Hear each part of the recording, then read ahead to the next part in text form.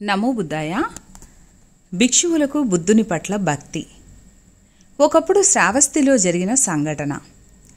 చాలామంది భిక్షువులు కలిసి బుద్ధునికి ఒక కొత్త చీవర తయారు చేయాలని అనుకున్నారు.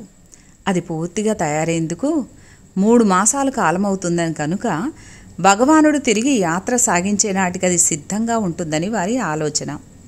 ఆ సమయంలో విశ్వదత్తుడు, పురాణకుడను 2 రాజోద్యోగులు రాచకార్యాల నిమిత్తమై సాధుకలో ఉంటుండేవారు. భిక్షువులు భగవానునికి ఒక కొత్త చీవర తయారు చేస్తున్నారని, అది పూర్తి అయ్యేందుకు 3 మాసాల కాలమవుతుందని, అది సిద్ధమయ్యే నాటికి భగవానుడు తిరిగి యాత్ర సాగిస్తాడన్న వార్త ఆ 2 ఉద్యోగులు విన్నారు. విశ్వదత్తుడు, పురాణకుడను రాజోద్యోగులు తన ఆధీనుణ్ణి పిలిచి, నీవు వెళ్ళి రాజమార్గంలో కాచుకొని ఉండు.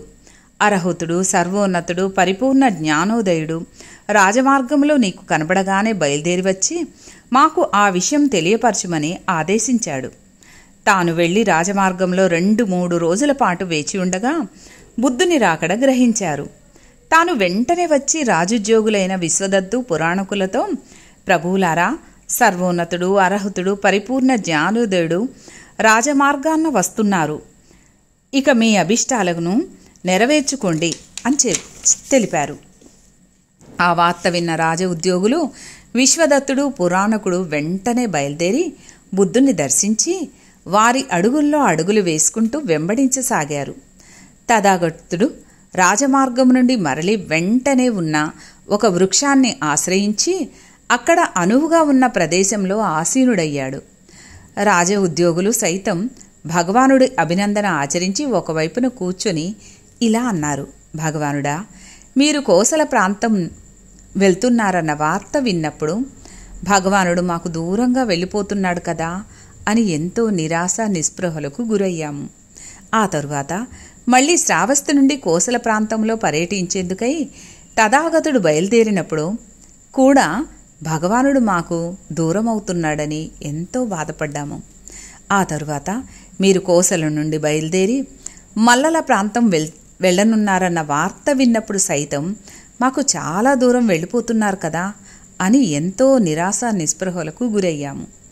తథాగతుడు మల్లుల ప్రాంతం విడిచి వజ్జినుల వద్దకెళ్తున్నారు అని, అక్కడ నుండి మగధ వెళ్తున్నారు అని విన్నప్పుడు మేమెంతో నిరాశ నిస్పృహలకు గురయ్యాము.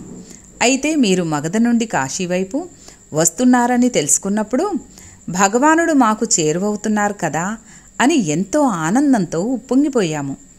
మీరు కాశీ కదలి ఇటువైపు వస్తున్నారని విన్నప్పుడు మేమెంతో ఉత్సాహితులమై ఆనందించాము. కాశీ నుండి వజ్జి ప్రాంతానికి, సజ్జి నుండి మల్లుల ప్రాంతానికి, అక్కడి నుండి కోసలకు మరలి వస్తున్నారని తెలిసి ఎంతో ఉత్సాహితులమై ఆనందించాము. తథాగతుడు కోసల నుండి శ్రావస్తి వైపు వస్తున్నారన్న వార్త విని ఎట్టికేలకు భగవానుడు మాకు చేరువవుతున్నారు కదా అని ఎంతో ఉత్సాహంతో సంతోషించాము.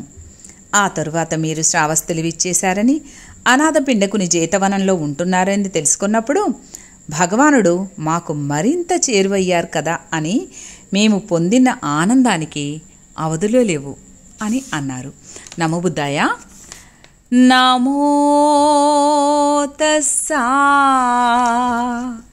భగవతో అర్హతో సమ్మా సంబుద్ధస్సా బుద్ధం శరణం గచ్ఛామి ధమ్మం శరణం గచ్ఛామి సంఘం శరణం గచ్ఛామి.